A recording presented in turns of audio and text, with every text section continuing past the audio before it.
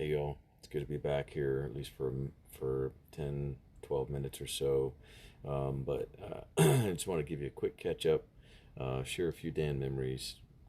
For those of you who know me through Dan, my brother, the longtime Austin chiropractor who died back in July, my older brother, and also give you a quick review of the book that he mentioned several times and really seemed to like, called Radical Remission by Kelly Turner, PhD. So it's been several weeks since I last videoed, gave you a little video update, and things are settling in a bit. I've got a bit of a groove here, what we call in the Army as a battle rhythm. I've been on call this weekend, so it's been a little bit busy. And in fact, I'd intended to record this earlier today, but I had an influx of patients, some chest pain, some neurologic stuff, and just kind of they flooded the zone, so to speak. And so I was doing that, and I was up actually late last night caring for a patient with some chest pain. Had some syncope and collapse today as well. Had some VIP visits, so not boring, but a little bit unpredictable, and but very good experience. I feel like I'm learning a lot here. This is not my normal comfort zone. I usually do clinic sort of care with more like managing less acute stuff, and so this is a little bit of catch-all. We're an urgent care center as well as a clinic, and so we work both sides. Anyway, so quick story about Dan, and a friend of mine, his dad, my friend's dad, died just before I deployed, and I went to his dad's funeral. And last week my friend texted me. He said, "Do you ever feel sometimes like you want to call your brother and share something with him that you saw or did or heard, and you just can't?" And I said, "Yeah, I do a lot. Dan and I used to share little videos or thoughts, and when we talk, maybe once a week or once every other week for an hour or so, and just feel like those conversations were just so fun and stimulating. And I feel like every time I got to know myself better, got to know Dan better, and got to know the world better. And it really, I feel my throat tightening up as I tell you this. It's a loss, and it's true that I felt this loss kind of gradually from the moment I learned about Dan's diagnosis back in 2021. But as some of you have shared, it never goes away. It gets easier, but it's always there. And I just want to share that with you because I know some of you, maybe many of you, are going through your own struggles in this regard with yourselves or your family members or loved ones. I just want to, as I was shaving the other day, I'm smooth shaving because that's the way the Army requires it. But I just remember how Dan liked me to shave him and brush his hair, and I put a warm, wet towel on Dan's face there towards the end. And even though he couldn't speak at the last few days of his life, he really did appreciate being cared for, and he liked that warm, wet towel, and he liked me to lather up his face and shave him. And as I would shave his lip, which was bloody and painful, he had a lot of pain. His mucosa, his nose and mouth were really desquamated. They were kind of bloody and raw and just kind of dilapidated from the cancer. And he would move his lip around as I was shaving, and I thought that was really that's a very tender memory for me, and I wanted to share that with you. He really did like a book called Radical Remission, as I mentioned, and he mentioned it several times. One in one of our little podcasts. We only had 3 podcasts, and he mentioned it, and he liked its emphasis on what he considered to be its emphasis on forgiveness and feeling one's feelings, just being open to feelings. And I think that he felt he had been suppressing his feelings. He drank a lot over his lifetime. He attributed his cancer, in part at least, to his heavy drinking, for a long time. And we both think, and we discussed this, that drinking tends to numb one's feelings. And so when he stopped drinking and started feeling his feelings, the world really opened up for him.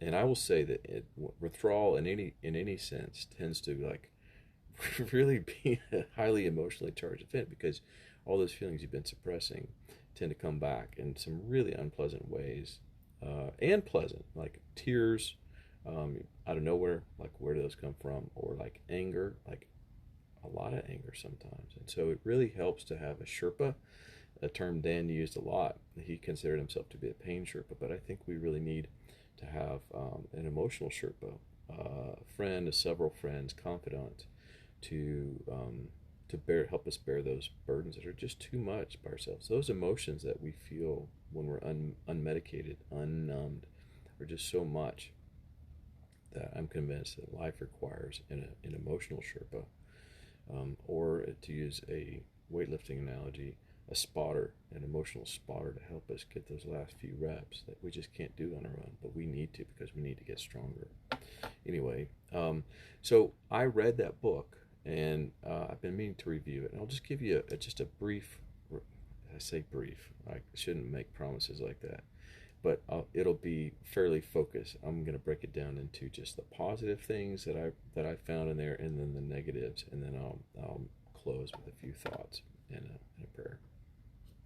The main positives were its openness, the author's openness, Dr. Turner's openness to non-traditional routes of healing. And we have not beaten cancer, and so we have to, by our very nature. Like, if the things we're doing aren't working, or they're not working in the way that we want them to, maybe we're missing something. And that was her attitude. She was surprised that there were so many stories of people who had beaten cancer when so-called Western medicine had failed, and so she started looking into it.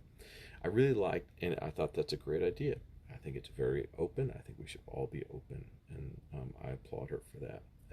I also liked her focus on the mind-body connection, which I really harp on. I think the mind, spirit, body, whatever you want to call it, the emotional part of the human being and the physical part are inextricably intertwined, and I see it all the time. And if you've watched any of these other 20 videos that I've put up over the last several years, mostly in the last year actually, the last few months, I really make a big deal about the mind-body connection. She's all about that too, so I like that.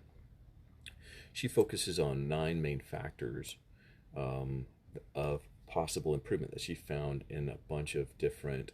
Actually, it wasn't that many. Maybe is it a dozen or two patients who beat cancer, and then several dozen healers around the world. And so that was a little bit weird for me, but I'm focusing on the good stuff, the positive. So yeah, I did think there was a little bit weird that she had more healers than patients, but since then she's really tried to make a database of hundreds or thousands of patients who have beaten it.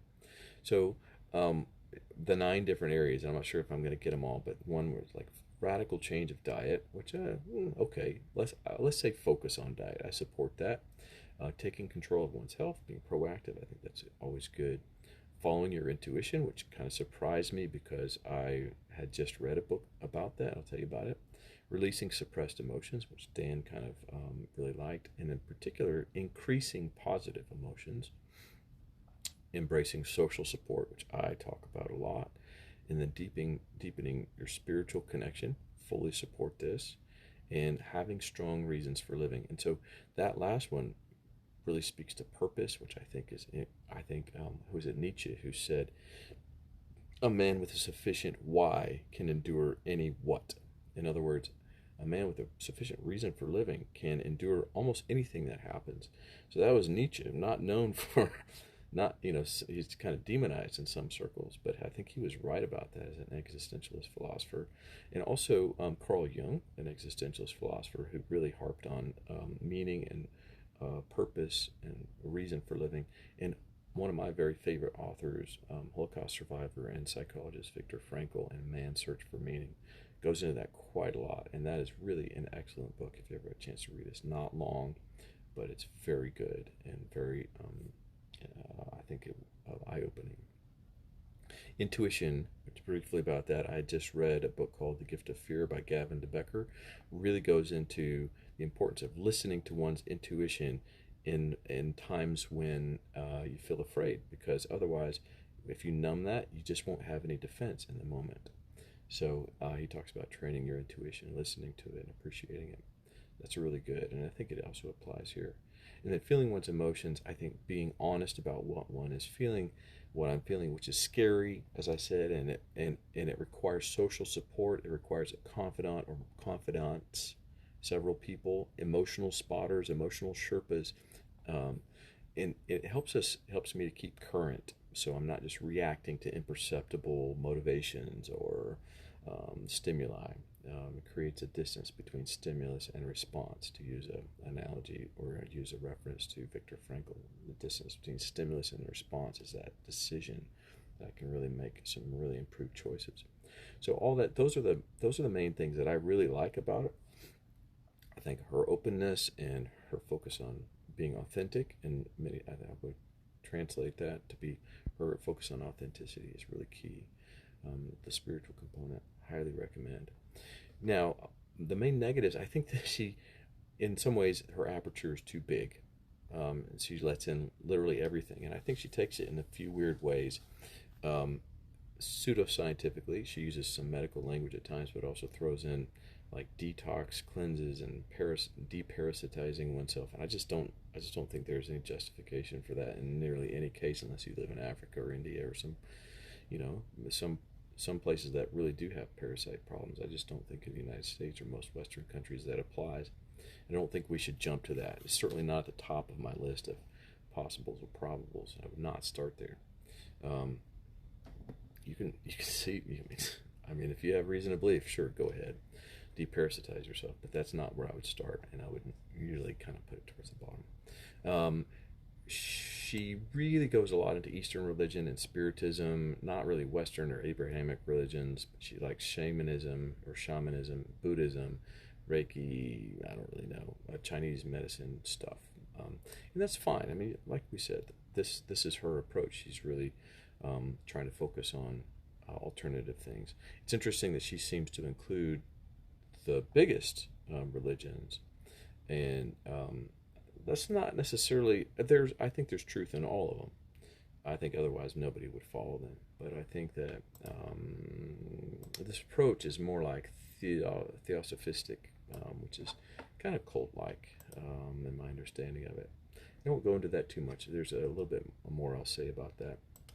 I was becoming increasingly uncomfortable with this talk of spirits and mediums and channeling, and I do believe in spirits, but I'm not really that convinced of their benevolence when we're talking about channeling them. I tend to think they're malign, and on that note, Dan, towards last year or two of his life, he wanted to go camping, and I was all about that. And he's like, I also want to go camping. I want to do some mushrooms with you and have this kind of transcendent experience. And I was like, thank you, I'm flattered. That's very vulnerable of you to say that, but also I don't want to make my mind vulnerable by taking mushrooms, like kind of turning it off and being taken for a ride. And I do view that as a portal for spirits, which I know not. On that note, the book does talk a lot about stopping thinking, or quieting, or stopping the mind, which I think what we ought to be doing is focusing the mind, not stopping it, not quieting it. I understand a lot of our minds are just going full speed all the time. We can never really quiet them. So the idea of being able to quiet the mind is probably very attractive. But I would recommend instead that we focus on joy. And she does talk about increasing positive emotions. So I really think that instead of stopping the mind, we ought to focus the mind on the positive, because God knows there's plenty of negatives out there. So I think stopping the mind is a way of kind of like leaving ourselves vulnerable. If we don't orient our minds in a particular direction, a good direction, a positive direction, productive, I think we really risk going down a dark negative path. And I prefer we don't do that. It's kind of a self-hypnotism that leaves us open to malign influence. And on that note, as this was growing, my discomfort was growing with her talk of spiritism and stuff, and it kind of came to a head there, and I couldn't believe it. She mentioned this man with a brain tumor who went to visit a Brazilian medium named John, who calls himself John of God. She writes this glowing story about how he was healed of a brain tumor by this man in Brazil. And this man in Brazil, John of God, channels a bunch of spirits. He's a medium. He's been featured on Oprah. And I knew, because I knew a little bit. I've never watched the Netflix documentary on him, The Crimes of John of God, or whatever it's called. But I knew enough that I was so horrified in seeing the pictures and videos that I saw. And I won't go into too much detail, but like, there's always, in my, it's a truism to me that any cult always has some kind of like sexual slavery or some weird thing going on sexually, and this is true in this case. His victims are in the hundreds that we know of, and that we know of from ages 9 to 67, and he was convicted and is sentenced to hundreds of years in jail, and grotesque surgeries, like slavery, babies of the women he's impregnated, and I don't even know that. I don't honestly want to go into too much depth. I'll leave that to you if you want to, but that's John of God, and she writes glowingly about him. And then she comes back, I think, after this was written in 2014, and he was, I think, convicted in 2015 or sometime around thereabouts. So she comes back and writes a kind of a little postscript saying, well, yeah, he did some bad things, but he still healed this man. And I just didn't think she gave a very fair treatment to that. It was very concerning to me. So anyway, so that summarizes the things that I think are the main negatives. Positives: open, mind-body connection, those 9 factors, and feeling one's emotions, and focusing on positive emotions, intuition. I think these, and purpose. I think these are all good. The negatives seem pseudo-scientific at times. I think that her aperture is too big, and she lets in too much, and that's some of that too much is like really actively evil stuff. John of God just being the ultimate example of that in this book. So anyway, I'll close it down for now. That's my review, such as it is, of Radical Remission. I just want to say I really appreciate your support and your prayers and your well wishes, including your stories and your concerns and your joys. And I do pray for you. I pray for your peace. I pray for you and your struggles with disease and despair and disconnection and pain. And I pray that they give way to your persistence and the power of God. I pray for strength to meet your struggles, and I pray for your joy.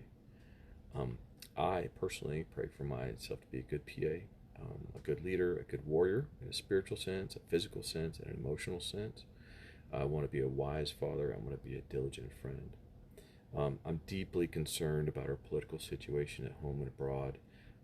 This is really a war of attitude above everything else, or if you want to call it a spirit. I do believe it is a war of spirit, a battle of spirit. We're not fighting against people. We're fighting against attitude and spirits.